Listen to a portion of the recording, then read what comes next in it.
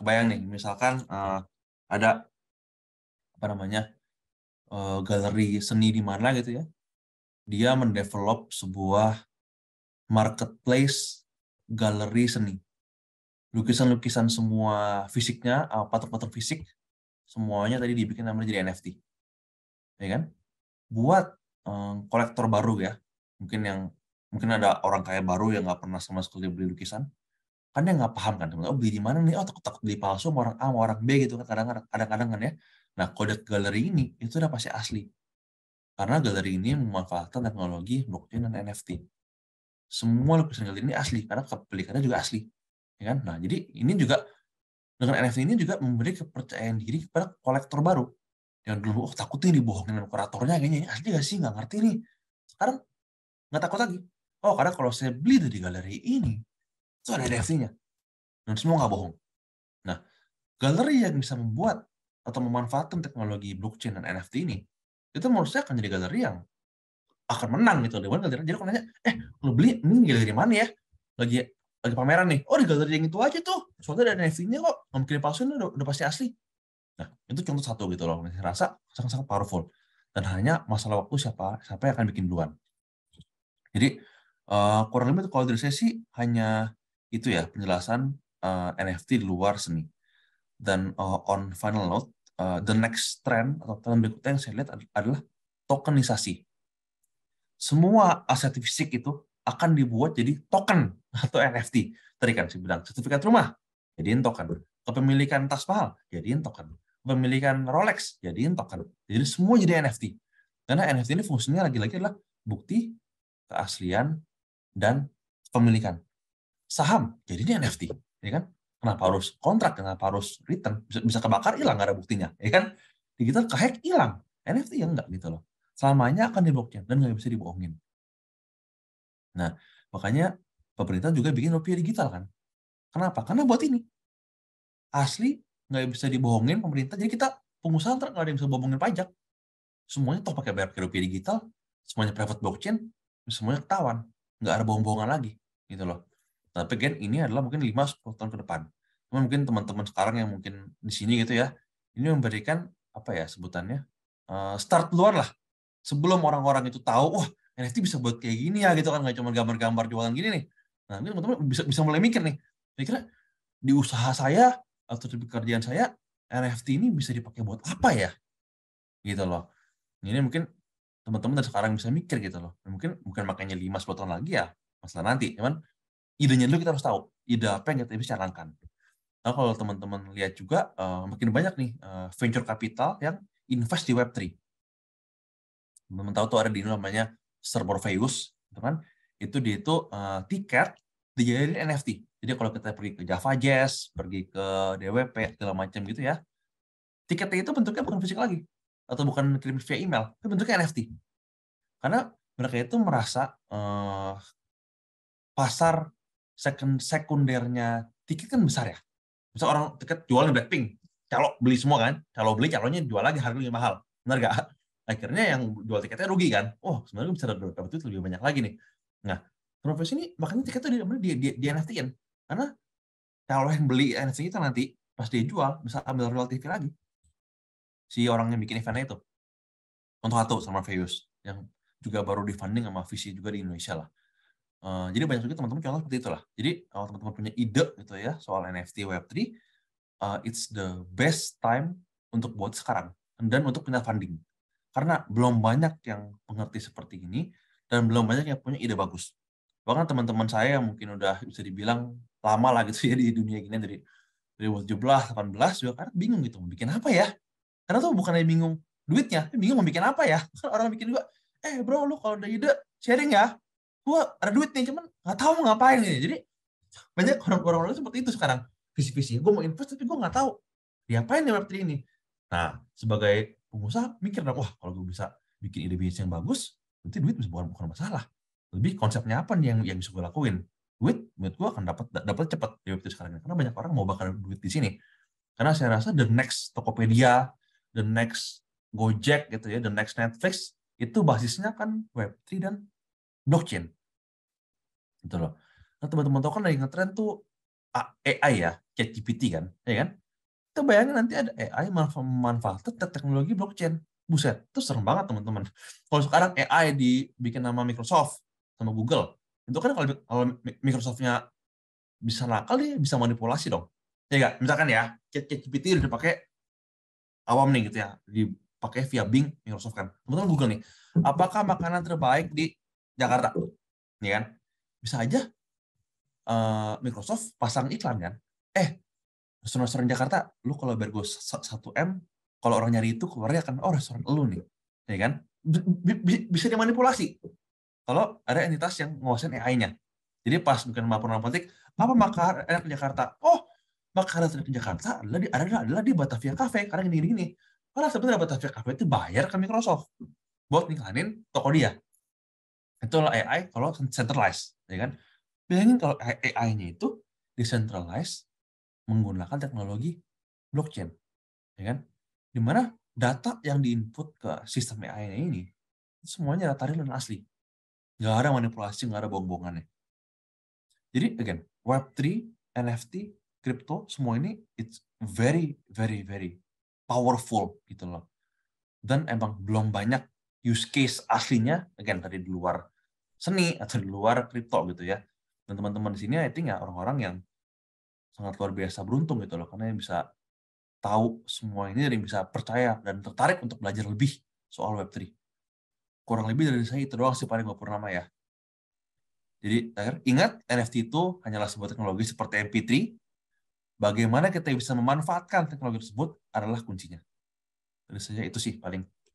Terima kasih semuanya. Oke, baik. Makasih Mas Citra. Itu penjelasan yang sangat kompleks. Kalau kita lihat di kolom komentar, banyak sekali yang mengajukan pertanyaan, Mas. Ini respon yang apa ya? Saya kira teman-teman punya banyak curiosity, rasa ingin tahu soal dunia Web3 ataupun NFT. Tapi sebelum saya bacakan komentar atau pertanyaan di kolom chat, saya mau persilahkan kalau ada yang mau raise hand, yang mau langsung menyampaikan secara lisan, monggo. Di sini ada Kak Dis, itu ada satu. Boleh nanti kita ngobrol ya. Kak Dis, silakan kalau menyampaikan pertanyaan. Yang lain-lain, kalau mau nyusul, monggo. Silakan Kak Dis dulu. Terdengar ya? Mbak Purnama, kedengaran ya? Dengeran, Kak Dis, Ya. sini di mana? Tinggal di mana kalau boleh tahu? Di Jakarta, cuman lagi di Bali kan. Oh, oke. Nah. Ya. Mas Ita, ini langsung aja sih. Ya. Kan kalau ngomongnya NFT, tadi pemahaman saya juga sama ya, kayak tadi benda digital yang inilah bukti kepemilikannya stored on blockchain gitu ya.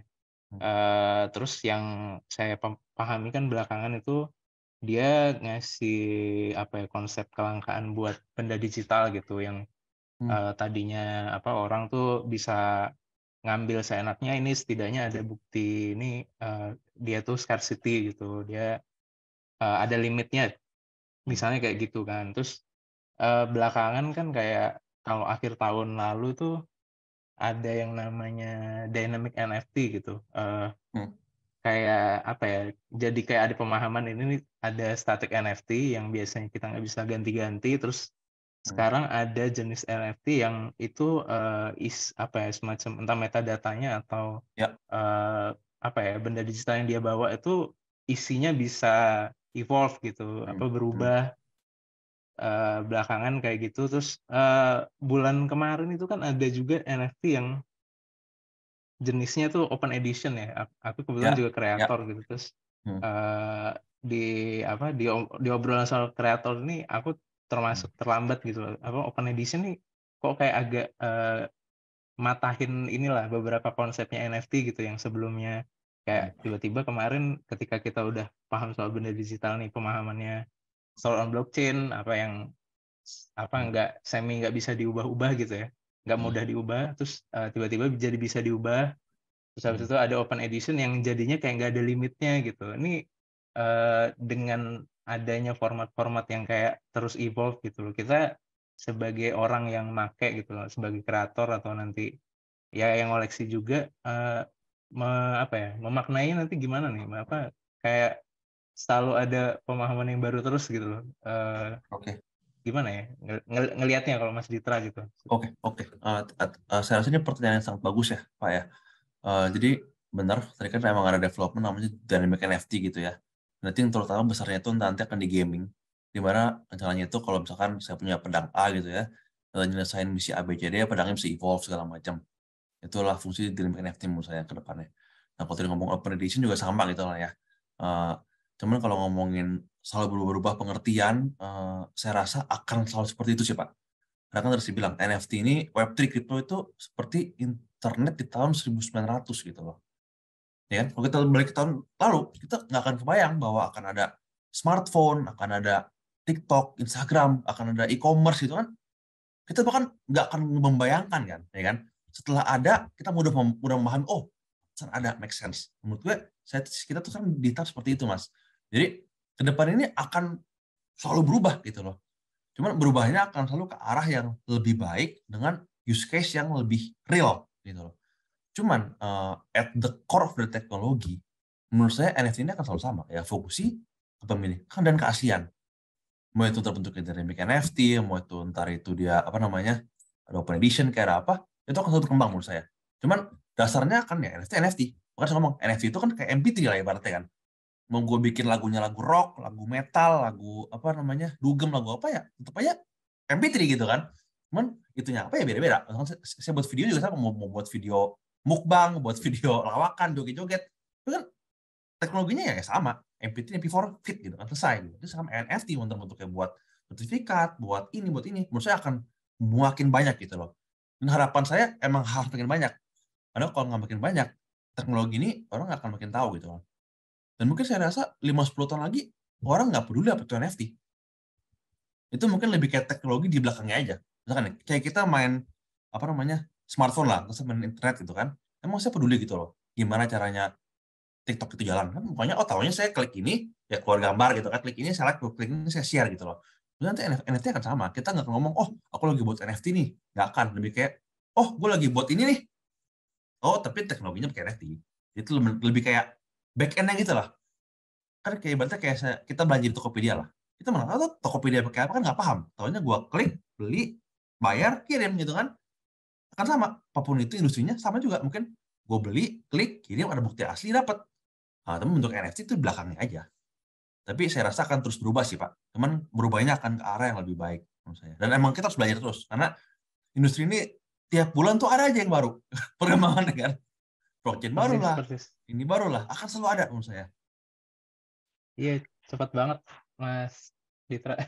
Cepat banget. Ya, karena teman-teman saya yang di asosiasi blockchain ya, tadi kemarin juga bingung kan. Nih, mau buat regulasi juga piye gitu kan. Berubah terus gitu kan. Mereka juga bingung, ya NFT ini sebenarnya apa, masuknya ke aset properti atau apa, kan semuanya kan jadi gray area kan. Karena emang teknologinya berubah dengan sangat cepatnya sih. Itu mungkin ya. Semoga menjawab pertanyaannya, Pak. Oke, makasih Kak Div, Mas Ditra. Ada lagi yang mau bertanya, Lisan? Silakan loh. Belum ada. Di sini di kolom komentar ada banyak pertanyaan nih. Oh ini ada yang raise hand. Ada Mas Ditraya. Silakan Mas Ditraya, langsung aja. Kebetulan Mas saya nanya. Hai Dit. Seru banget, thank you banget untuk penjelasan yang komprehensif. Sebenarnya mau follow up aja karena ini juga berhubungan juga karena kita sedang ngomongin tentang Bentara Budaya di mana itu sebuah galeri seni. Pengen nanya tadi sih untuk karya seni yang nantinya akan ada chipnya itu. Nah sekarang itu tuh teknologinya udah sampai mana sih, Dit? Dan kapan tuh kita bisa mulai mengaplikasikan bahwa tiap hasil karya itu akan ada si microchipnya yang bisa di scan itu gitu? Karena balik lagi kan pasti pengennya orang terus berkarya, terus bikin artwork, dan pengennya itu dijagain dan diproteksi dengan si NFT tadi. Nah, udah sejauh mana nih teknologinya dan kapan itu akan bisa kita apply di karya-karya tadi, misalnya patung atau misalnya keramik atau misalnya apa. Nah, si microchipnya itu tuh udah di mana sih sekarang, Dit? Oke. Jujur Mas Raya, kalau buat di industri lukisan patung ya, itu belum ada yang pakai sih. Jadi contohnya kan baru Chanel doang tuh. Cuma kan emang terbukti bahwa sesimpel lu taruh chip aja bisa gitu loh. Cuma Ya. kalau di seni sekarang belum banyak yang pakai sih. Tapi misalkan mau dipakai pun, menurut saya hanya berlaku untuk artis yang kan baru ngebuat. Ya. Nah kan yang udah lewat kan nggak mungkin tiba-tiba Ya. ubah dong jadi rusak ya. Cuma menurut Ya. saya yang baru itu bisa dimasukin. Kan kayak kemarin tuh kalau saya tahu di US kan ada Azuki ya. Ya. Kan dia bikin yang apa? Jaket ya. Ya, jaket, terus juga skateboard emas itu kan. Ya. Kan itu kan pakai teknologi microchip menurut saya. Dan kedepannya akan kayak gitu semuanya. Cuman emang belum ada yang pakai aja, terutama di Indo ya. Cuman the teknologi udah ada. Cuman siapa yang mau pakai aja dan mau pakai. Itu yang belum sih. Thank you, Dad. Ya, sama-sama Mas Raya. Oke, makasih Mas Raya. Ada lagi yang mau nanya secara lisan? Silakan. Oke, ini ada, kita bacain kolom komentar ya, Mas Citra Oke. ya. Oke ya, ini ada yang menarik di sini soal mana tadi saya lihat. Oh ya, soal risiko NFT, Mas Citra. Ada pertanyaan. Apakah ada risiko atau tantangan tersendiri di dunia NFT mengenai data jika terjadi gangguan atau kehilangan data? Jadi ini relevansinya soal ya bagaimana kita bisa menjamin data itu kita secure, bisa aman dalam dunia NFT ini. Silakan Mas Citra. Oke. Jadi tadi kan kalau NFT itu kan berdasarkan teknologi blockchain ya kan? Blockchain itu hanya akan mati apabila semua minernya mati, gitu. Jadi selama di dunia ini masih ada miner yang memasukin blok ke blockchain, ini nggak akan pernah mati dan most likely nggak akan pernah bisa diubah. Bedanya kalau kita ngomongin misalkan ya saya simpen foto atau apapun itu di Facebook gitu ya. Amit-amit ya. Servernya Facebook kena nuklir gitu ya. Hilang semua. Benar nggak? Amit-amit ya. Walaupun kayaknya nggak mungkin lah. Misalkan servernya TikTok kena bom atau apa yang kita nggak inginkan atau dihack, semua data hilang. Kita nggak bisa ngapa-ngapain. Hilang aja udah selesai gitu kan. Nah, cuman kalau blockchain nih, misalkan tiba-tiba dunia sekarang aja, tiba-tiba dunia kiamat gitu ya, mati semua jedeng gitu kan, ya itu blockchain akan mati. Cuman nggak hilang. Jadi blockchain akan selalu ada di situ. Wah, misalkan dunia kiamat mulai bangkit lagi ya, manusia mulai hidup, akhirnya ada miner lagi, itu blockchain masih sama seperti terakhir kali kena bom nuklir itu. Tapi kalau Facebook tadi kena bom jedeng, hilang udah, karena servernya di satu itu doang kan. Kalau blockchain itu soalnya servernya itu di dunia gitu loh. Jadi mau kena nuklir bom, mati sementara. Cuman pas udah ada miner lagi, hidup lagi networknya. Jadi I think itu juga seninya blockchain ya. Jadi selamanya itu data lu nggak akan pernah hilang gitu, nggak akan berubah. Once ada, misalkan saya selfie kan aja, selfie sama keluarga, masukin blockchain gitu ya, on-chain gitu. Selamanya akan ada, nggak akan pernah bisa hilang. Jadi ngomongin data, resiko gitu ya, datanya hilang atau apa, itu saya rasa sangat-sangat unlikely ya, kalau ngomongin di public blockchain seperti Ethereum dan Bitcoin. Cuma kalau ngomongin private blockchain, misalkan Chanel atau misalkan pemerintah bikin rupiah digital, itu bisa hilang gitu loh. Karena kan private blockchain kan, nggak public. Yang kontrol ya orang-orang di situnya aja gitu. Cuma kalau public blockchain kayak Ethereum, Bitcoin, nggak akan pernah hilang katanya. Itu sih. Boleh sambil ini Mbak Purna nambahin gitu, nambahin pertanyaan mumpung soal ini ya. Ada kemungkinan gini nggak sih Mas Dita? Kan bener nggak? Saya akan selalu bilang enggak. Saat kamu beli NFT yang gambar itu ya, yang kita punya hanyalah tokennya, itu kan? Bukti kepemilikan dan keaslian bahwa saya memiliki token ini, kan? Kecuali gambarnya itu on-chain. Karena ada beberapa proyek selesai on-chain tuh, Pak. Jadi pas dimasukin itu masukkan gambarnya juga. Nah kalau itu selamanya akan ada. Cuma kalau yang di store di IPFS itu bisa hilang. Makanya sekarang di Amerika itu lagi diperdebatkan nih sebenarnya. Sebenarnya orang yang punya NFT ini, itu dia punya IP right dari gambarnya nggak sih? Karena kan sebenarnya yang kita punya tokennya kan, bukan gambarnya. Mungkin kalau nggak on-chain ya, tadi kan kalau pakai IPFS kan nggak on-chain tuh. Servernya rusak atau apa, terus ganti kan bisa aja. Betul-betul gue ganti gitu kan, bisa aja gitu kan. Nah, itu lagi diperdebatkan tuh. Apakah kita bisa bilang bahwa kita punya IP right-nya once kita punya tokennya? Tapi itu bener, Pak. Jadi kalau saya rasa jawabannya adalah enggak sih. Sekarang ya. Iya. Ada Mas yang Mas Dita, berarti pertanyaan selanjutnya tuh si apa? Kalau blockchain untuk menyimpan gambar atau video, dia udah memungkinkan belum sih? Maksudnya dengan kan datanya nggak mungkin kayak apa? Misalnya dia puluhan megabyte, blockchain itu sanggup untuk menyimpan data itu nggak sih? Sebesar unfortunately, itu? as per now, enggak. Makanya kan kalau teman-teman bikin NFT semuanya nggak ada yang on-chain kan. Karena itu berat banget dan mahal banget. Jadi untuk sekarang masih belum sih. Unfortunately ya. Cuman ke depannya menurut gue kita nggak tahu.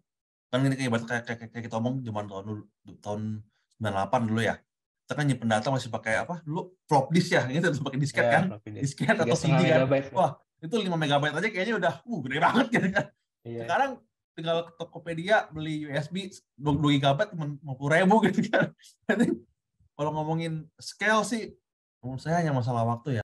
Sekarang tuh ini jadi saya terus yang nanya. Ini ya, apa? Decentralized storage itu gimana itu bisa jadi solusi gitu? Saya kan cukup beberapa kali browsing ya, selain ada blockchain ternyata ada orang yang bikin storage semacam IPFS tapi decentralized gitu. Kayak misalnya saya taunya Arweave gitu, terus Filecoin. Itu gimana dia bekerja apa ya secara decentralized, kan mereka nyimpan data gitu. Kalau itu sorry kayak saya belum bisa jawab sih, Pak. Soalnya saya tahunya emang Oke. mungkin kayak apa ya, tahu ya ada file Iya, coin iya. tapi nggak tahu detail dalamnya lah. Iya, iya. Ya sorry itu saya kayaknya nggak capable untuk jawab itu sih, takut salah jawab. Oke. Sip. Terima kasih Kak Div, follow up pertanyaan yang lebih menukik. Saya ada pertanyaan dari Mas Ari Aditya Jakarta, tapi ini pertanyaannya panjang banget. Aku lebih baik mengundang Mas Ari aja buat on-cam dan on-mic. Mas Ari Aditya, silakan. Belum on-cam ya, belum on-mic. Kalau saya bacain aja deh. Itu pertanyaan yang paling bawah itu pasti panjang banget.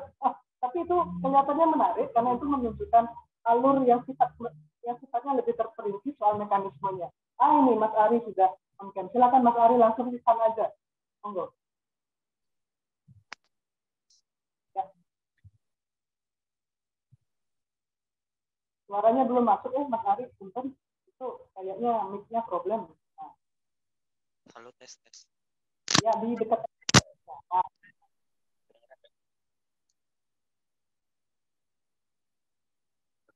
Halo? Kita kayaknya tuh, kita mulai. Silakan Mas Ari, pertanyaannya. Oke, dulu.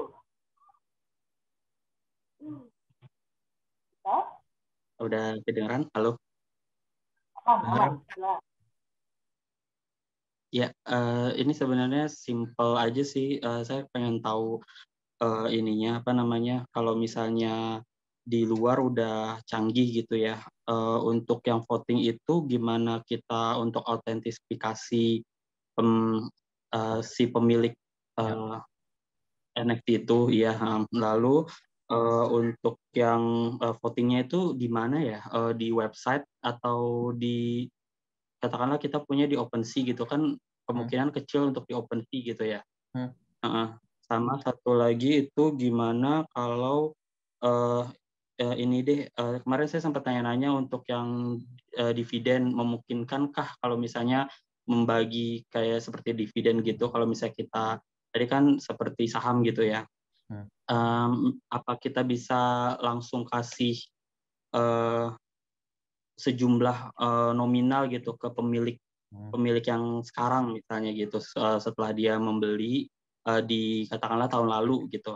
Dan satu lagi saya tertarik di rupiah digital itu karena rupiah digital ini bisa jadi salah satu pembuka pintu untuk dunia blockchain ini, karena menurut saya rupiah digital ini yang saya bingung adalah apa bisa menggantikan mata uang blockchain bersinergi atau kedepannya akan perlu ada satu marketplace khusus untuk NFT yang menggunakan rupiah digital seperti itu.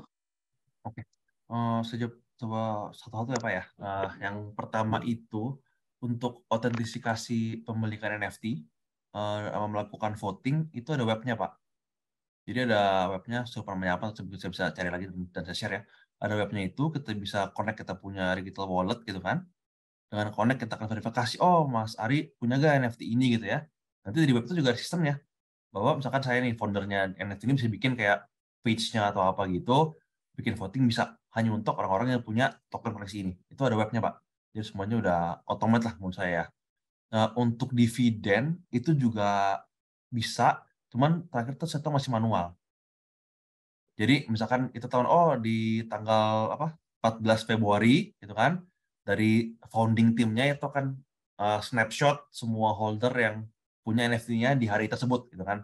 Lihat ini semua orang yang punya address wallet-nya kan di hari tersebut snapshot, mungkin berikutnya baru dia airdrop, dikirim tokennya atau apanya ke wallet masing-masing. Itu udah di jalan. Kalau nggak salah tuh dulu Lazy Lion ya, project NFT Lazy Lion, itu dia punya namanya Roar Rewards, di mana semua royalty fee yang dia dapat dari secondary market itu dia kasih semua ke holdernya. Itu dia kayak dikasih tiap berapa bulan, saya lupa lah gitu ya. Itu gitu caranya dia. Jadi ada tanggalnya, di snapshot semua, dikirim ke walletnya masing-masing. Cuman emang belum ada yang otomatis sih Pak, jadi seperti itu. Kalau buat dividen ya, prosesnya. Kalau tadi berikutnya, apakah oke itu kan udah. Rupiah digital. Nah, ini menurut saya topik yang lumayan sensitif ya, Mas Ari, kalau buat rupiah digital. Karena yang saya lihat itu pemerintah itu ingin memanfaatkan teknologi blockchain, cuman nggak mau nyangkut pautin sama kripto. Karena kan ngomongin Bitcoin kan itu terdesentralisasi kan. Bitcoin itu nggak bisa dikontrol lah sama pemerintah sebenarnya. Mudah bisa, sebenarnya nggak akan bisa gitu loh. Nah, jadi feeling saya ke depannya ini justru ini pendapat saya ya, mungkin salah dan semoga salah gitu. Dari pemerintah global itu akan nge-push kripto itu haram menurut saya. Seperti mereka nge-push, sorry ya ini saya ngomong ya, ganja atau narkoba itu haram.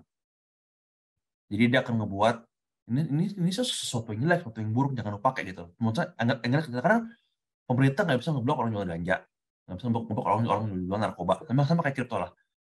Pemerintah sebenarnya nggak bisa ngeblok Bitcoin selamanya gitu loh, presentasi. Tapi yang bisa lakukan adalah gua haramin aja gitu loh.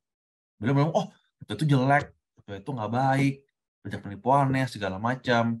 Nah, maka dari itu pakailah rupiah digital, ya kan? Ini adalah kripto versi yang paling amannya lah. Nggak ada tipu-tipuan, nggak ada apa-apa. Jadi semua keuntungan yang Anda dapat dari kripto semuanya ada di rupiah digital. Cuma negatifnya nggak ada. Menurut saya arahnya akan ke situ nantinya ya. Semua di dunia ya. Karena kan keuntungan dulu Bitcoin itu dibuat kan adalah untuk transfer antar negara kan sebenarnya, Mas Ari. Kalau sekarang nih misalkan saya mau transfer uang ke mungkin saudara saya di Eropa kan panjang ya. Harus ke bank ini, bank itu, mungkin nunggu 3-5 hari lagi dan juga kena fee kan, potongan banknya lagi dan segala macam. Udah mahal, lama gitu.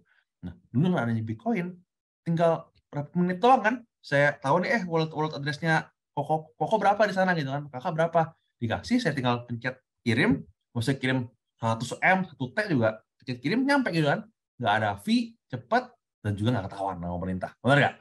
Nah, itu yang pemerintah takutin.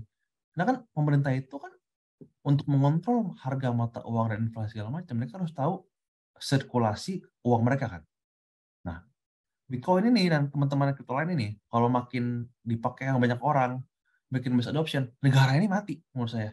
Dia nggak tahu duit negara gue berapa, gue nggak tahu. Kalau bank kan ketahuan, benar nggak?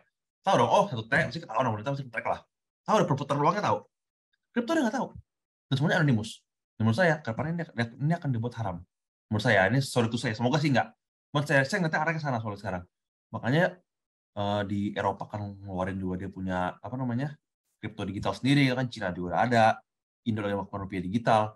Maksudnya pemerintah itu ingin ya memanfaatkan teknologi blockchain agar lebih bisa mengontrol masyarakat ya, Cuman ya masyarakat tidak dapat untungnya semuanya otomatis gitu kan. Semuanya lebih cepat. Jadi kalau dulu komplain, oh ngirim duit ke Singapura lama atau apa lama, orang enggak kok, ya kan nih rupiah digital udah terkoneksi nih sama CBDC-nya Singapura sama Amerika semuanya.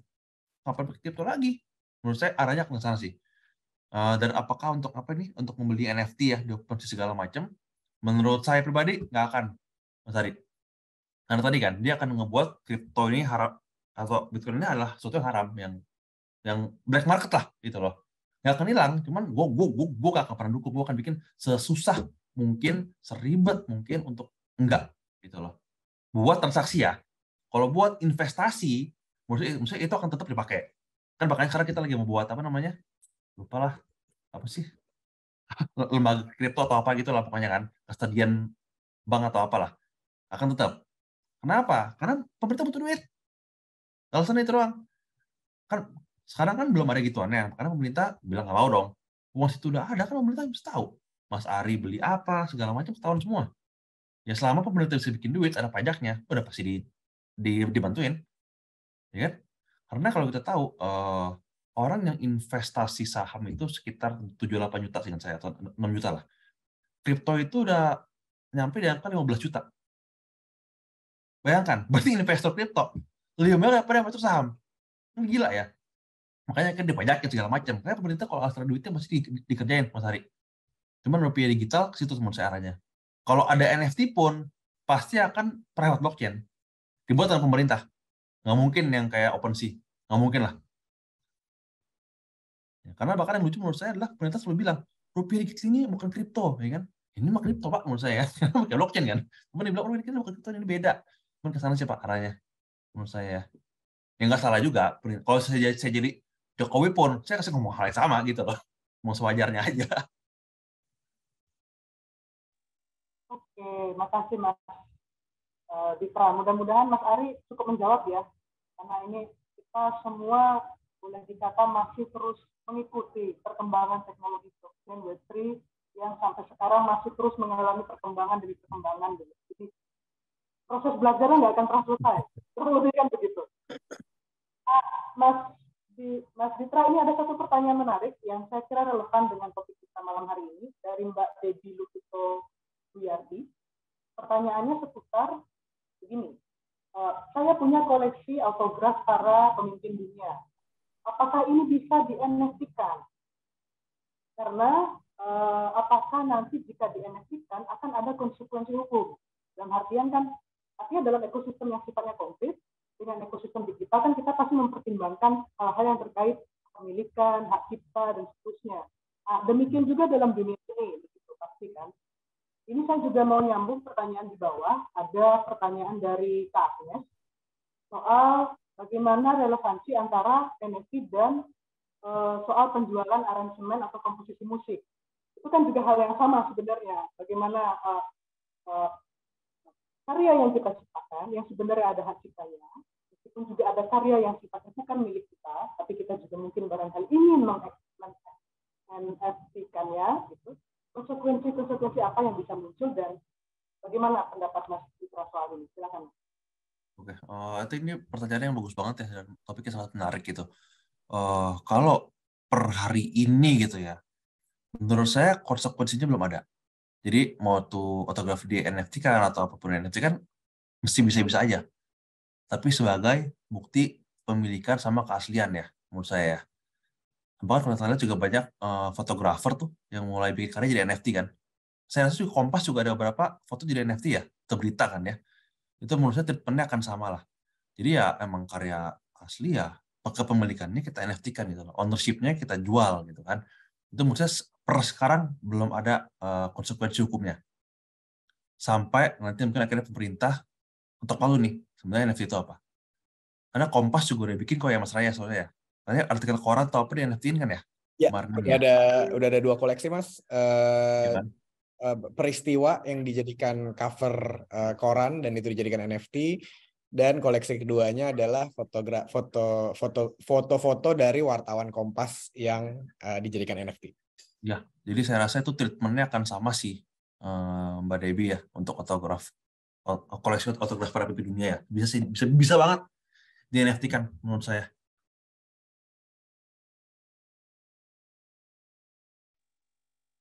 Aku nggak tahu, Mbak Debbie mau ada follow up pertanyaan secara distance, silakan ya, Mbak Debbie. Oke, komentarnya. Langsung mau dijadiin NFT itu sama Mbak Debbie. Oke.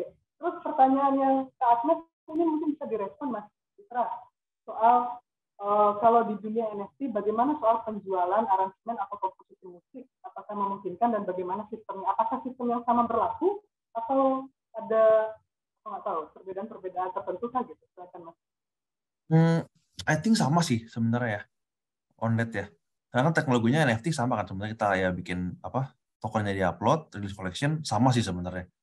Cuman nge-link ke malahnya itu yang beda kan tadi kan. Mungkin tadi yang Bapak tadi bilang ada yang ke IPFS segala macam beda-beda. Cuman caranya mau tetap sama flow-nya ya. Karena saya rasa NFT musik juga sekarang mulai nge-trend sih.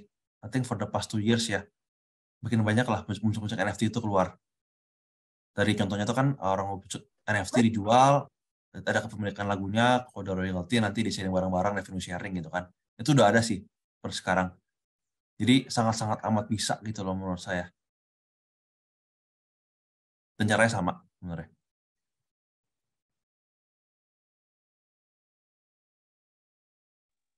Oke, kurang lebih sama berarti. Citra ya, alur dan mekanismenya. Ada lagi yang mau bertanya secara lisan? Silakan. Masih punya waktu untuk ngobrol. Kalau tidak, saya mau sampaikan pertanyaan yang ada di kolom komentar lagi. Nah, pertanyaan dari Saya boleh, Mbak. Oh, oke. Pak Kemal, silakan Pak Kemal. Terima kasih, Mbak. Mas Ditra, mau tanya aja ya. Kan kalau tadi ada Bored App ya, gitu ya. Kemudian ada beberapa produk lain gitu ya, yang sukses story lah gitu ya. Tapi kalau saya coba lihat gitu ya, sebenarnya kan di balik sebuah produk itu ada bisnis yang bekerja ya di baliknya. Jadi bukan by accident gitu ya. Sebenarnya ada organisasi bisnis di balik sebuah produk gitu ya. Jadi menurut saya kadang-kadang ya kita kan ini kan mungkin berdiri as a personal ya di sini gitu ya. Ya, kemudian sebenarnya harus di belakang kita itu kan harus ada mekanisme yang kuat ya, bukan hanya sekedar produk tetapi juga bagaimana mengengage komunitas dan kemudian bagaimana melakukan bidding dan segala macam, jadi sehingga memang itu jalan. Nah, mungkin ya saya ingin tahu sih pandangan Mas Ditra gitu terkait di sini, karena nanti pertanyaannya tuh kemudian menjadi sangat sederhana gitu ya, seolah-olah kita lempar NFT kemudian laku gitu kan, sebenarnya tidak gitu. Nah, bisa nggak kasih glance gitu ya sedikit, mungkin presentasi hari ini memang tidak berhubungan dengan bisnis side gitu, tapi mungkin bisa nggak kasih glance ke kita sebenarnya sebenarnya apa yang harus dibangun sih di balik bisnis ini sebenarnya. Terima kasih. Oke, itu pertanyaan yang bagus ya. Saya rasa tuh mungkin analoginya itu kita kayak buka toko lah ya. Buka toko makanan Padang atau toko kopi gitu kan. Produknya itu kan kopinya gitu kan. Produknya itu rendangnya, nasinya gitu kan. Sebenarnya kan semua orang juga bisa bikin kopi. Semua orang bisa bikin rendang yang enak gitu kan. Mungkin ada namanya branding kan jadinya kan. 4P lah, produknya gimana, harganya gimana, ya kan, tempatnya di mana, dan juga promosinya gimana gitu kan. NFT ini juga saya rasa sama gitu loh. Gambar itu kan saya nih lukis terkenal itu, saya bikin NFT. Gambarnya bagus nih, luar biasa bagus. Cuman kalau tadi Bapak bilang kan nggak didukung dengan bangun komunitas yang kuat, ya kan? Terus juga tidak didukung dengan materi marketing yang baik. Mungkin kita ada engagement di Twitter, di Instagram, di Telegram, Discord gitu kan. Dan juga nggak ada mungkin dukungan dari influencer ternama gitu ya untuk bilang bahwa NFT ini bagus segala macam. Itu menurut saya tetap nggak akan laku, Pak. Karena kalau kita fokus ngomongin NFT sebagai gambar ya atau seni gitu ya. Mirip kayak kita ngomong lukisan. Lukisan itu bagus, akan dibilang mahal apabila ada suatu galeri atau kolektor ternama yang bilang itu mahal. Ya kan? Misalkan lukis A ada 10 lukisan gitu ya. Satu lukisan terjual 1 M. Otomatis 9 lukisan lainnya akan harganya juga mirip-mirip. ya kan? Karena ada kolektor yang memvalidasi bahwa karya ini mahal dan bagus. Menurut saya kalau NFT itu sebagai seni sama gitu loh konsepnya. Harus ada sebuah orang yang terkenal atau ternama yang memvalidasi bahwa oh gambarnya Pak Kemal ini nih harganya 50 juta. Ada tuh di rumah gua, 50 juta pokoknya. Nah, once kolektor atau influencer gitu ya, yang ternama ini mengakui itu, biasanya pengikutnya atau teman-teman lainnya akan sama, wah, gue juga mau nih punya koleksinya Pak Kemal, ya kan? Mumpung masih murah gue beli. Harganya akan nggak jauh dari 50 juta itu. Makanya kalau ngomong dari NFT, saya upload aja laku, nggak mungkin menurut saya. Harus ada faktor marketingnya kan, terutama afirmasi dari sebuah kolektor atau influencer yang ternama yang bilang ini bagus. Itu akan jadi bagus. Tapi kalau enggak ya, cuma sepercak gambar gitu kan jadinya kan. Selesai di situ. Mau sebagus apapun itu, kalau nggak ada yang mengafirmasi ini mahal, ya udah selesai gitu kan.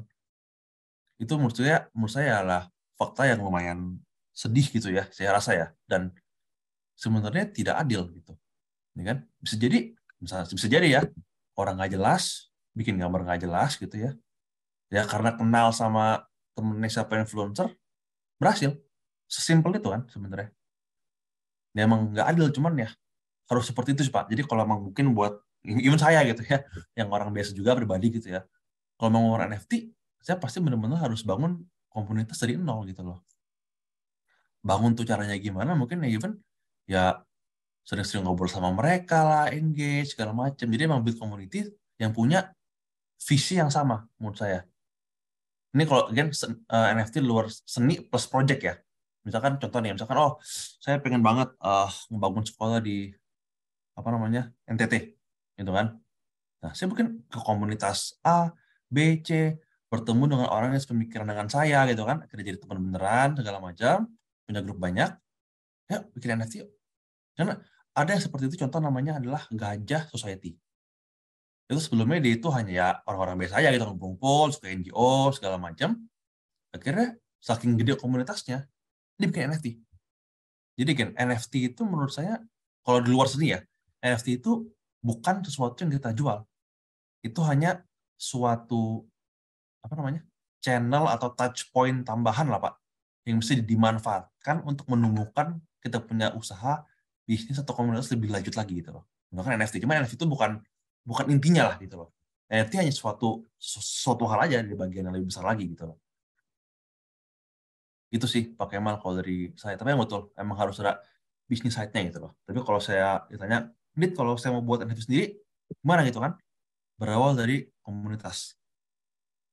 Ya tidak punya teman influencer Pak, langsung aja suruh bantuin gitu kan. Cuman kalau enggak, harus dari bawah sih Pak emang. Emang gak gampang menurut saya. Iya, Medita. betul. Ya kebetulan sebenarnya gini Mas, saya kan juga ada riset ya, saya dari kampus gitu ya. Jadi ada riset sebenarnya yang hubungannya sama mungkin Mas Diptra dan teman-teman mungkin tahu tentang participatory culture.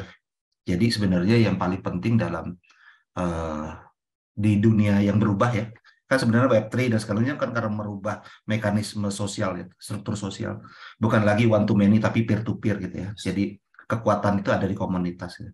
Nah akhirnya sebenarnya satu produk itu memang harus dibangun dari yang namanya participatory culture. Jadi willing to do it gitu without pretensi apapun gitu. Nah sebenarnya menurut saya ketika dunia berubah kemudian ditunggangi oleh kepentingan kapitalis gitu ya, kan menurut saya dunia itu menjadi sosialis ya, tidak lagi menjadi kapitalis, tapi kan tetap aja jadi permainan kapitalisme gitu ya, untuk mencari tadi keuntungan banyak gitu ya. Ya ini diskusi yang lain lah, tapi maksud saya sebenarnya yang terjadi adalah karena pergerakan sosial gitu ya. Nah itu yang kami teliti sebenarnya di kampus gitu, terkait perubahan mekanisme market yang tidak lagi one to many tapi peer to peer begitu. Terima kasih Mas Dita. Ya, sama-sama Pak Kemal. Kalau saya pribadi ya, saya sih merasa enggak ya. Karena alasannya itu saat AI itu bisa ngebuat suatu gambar di generate ya, itu kan dia ada inputnya kan. Dan misalnya inputnya itu adalah koleksi seni dari beberapa puluhan artis lainnya. Ya. Yang misalkan gambarnya Pak Purnama, Mas Raya, Pak Kemal, Mas Roni, semuanya itu dimasukin ke sistemnya dia agar digenerate suatu AI. Tapi sebenarnya tarikannya itu, gambar itu punya artis lain, menurut saya. Jadi kalau saya pribadi sih, nggak, di sisi lebih enggak ya, ya.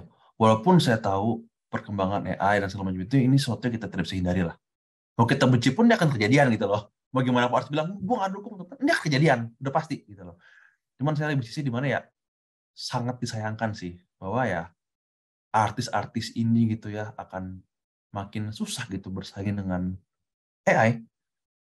Karena dengan AI ya, gue tinggal ngumpulin berapa ratus artis gitu ya, masukin, AI ini bisa buat art yang lebih bagus daripada artis itu. Cuma tarikannya mirip. Dengan hitungan detik bahkan atau menit gitu kan. Ini, tapi kan itu dunia masa depan. Maksud gue, kita nggak bisa bilang nggak mungkin jadi, itu pasti kejadian. Hanya masalah waktu. Jadi lebih sekarang menurut pemikirannya adalah, gimana caranya artis itu memanfaatkan AI. Mas, saya thank you, Mas Ditra, makasih. Nggak kerasa Mas Ditra, kita udah ngobrol ini. Oh, udah lewat.